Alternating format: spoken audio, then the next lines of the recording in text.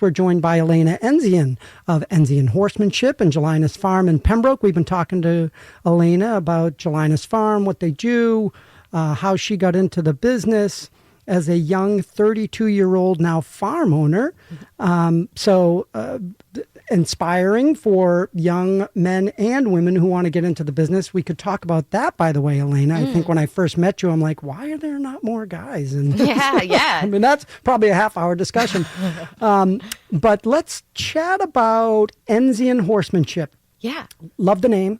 Told you that when I first met you. So tell us about what Enzien Horsemanship is, if you would. So Enzien Horsemanship it's essentially one and the same with Gelinas Farm, but it's sort of my little slice of, my addition, I guess, to the farm. And essentially it's, my sort of philosophy and my platform, to share ideas and, what I do for training, how I train.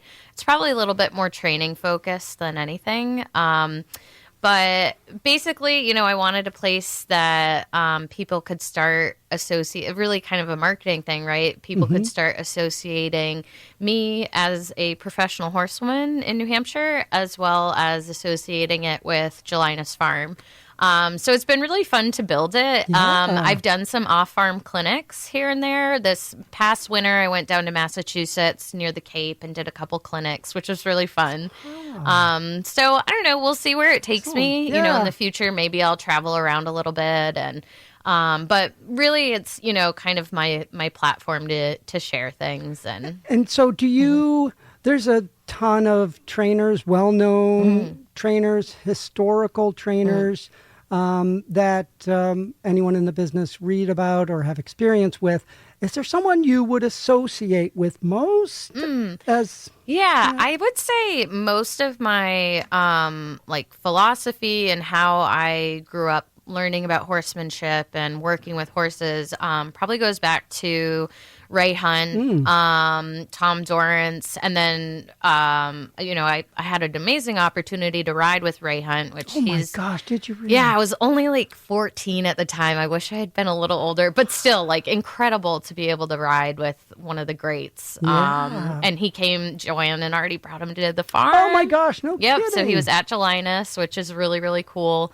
But now I think one of Tom Curtin and Trina Curtin,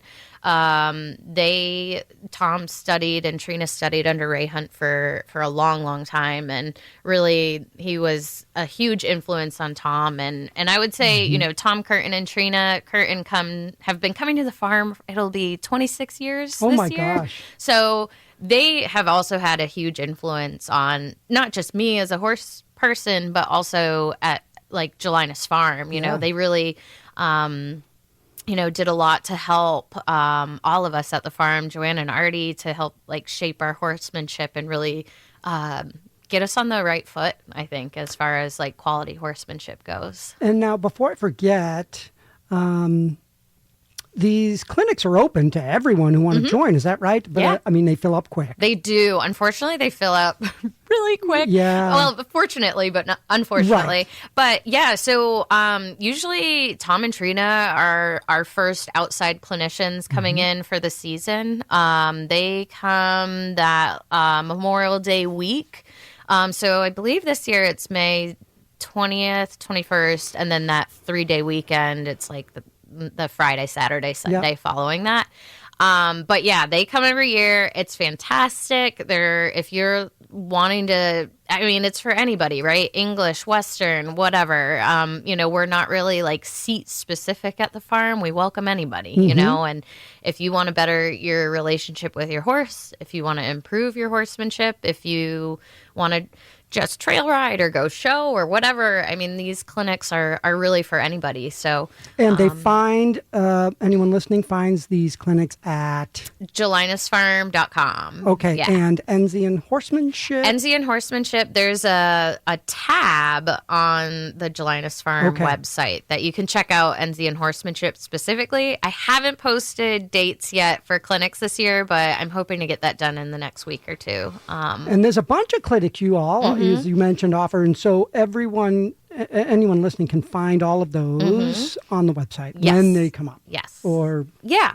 And actually Facebook too. We usually Facebook. post them all on Facebook as well. So it's definitely, pretty easy. And, you can call, email, send us a Facebook message. But if you're looking for more info and maybe don't want to reach out yet, the website's a great place to, a landing site where we've got a pretty good description about what we offer and our philosophy and stuff. And Facebook and Instagram as well.